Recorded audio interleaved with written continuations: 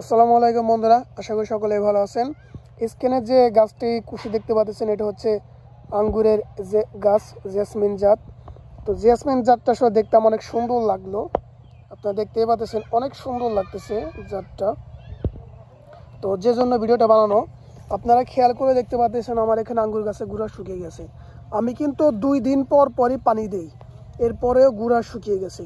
তো আপনারা যারা বিশেষ করে ছাদ বাগানে বা এই যে টবে বা জিও ব্যাগে গাছ রোপণ করেন, এই শীতের পরে বা শীতের মধ্যে প্রচুর রস লাগে গাছের জন্য, কারণ এগুলো বৃষ্টিপাতের কিছু হয় না, গাছের গুঁড়াগুলো শুকিয়ে যায়।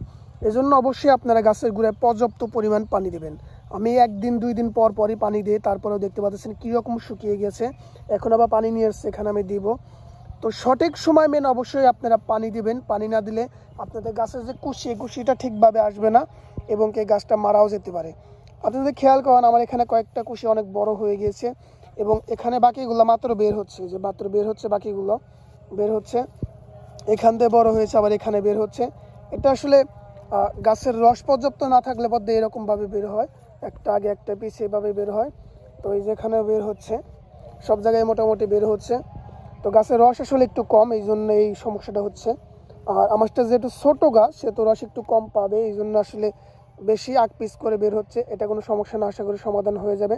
তো যে কটা সেটা হচ্ছে যে আপনারা গাছে পর্যাপ্ত পরিমাণ পানি দিবেন, যতটা প্রয়োজন। বেশি দিলে আবার গুঁড়া পচে যাবে। অবশ্যই গাছের গুঁড়ো শুকনো থাকলে তখনই পানি দিবেন এবং পরিমাণ মতো সঠিক সময় পানি দিবেন, তা না হলে আঙ্গুর গাছের ক্ষতি হয়ে যেতে পারে। এটা অবশ্যই মাথায় রাখবেন। তো এই ছিল ভিডিওটি, আশা করি বুঝতে পেরেছেন। ভিডিওটি ভালো লাগলে অবশ্যই একটা লাইক দিবেন, অবশ্যই চ্যানেলটিকে সাবস্ক্রাইব করে রাখবেন। আর ফেসবুক থেকে দেখে থাকলে অবশ্যই ফেসবুক পেজটিকে ফলো দিয়ে রাখবেন।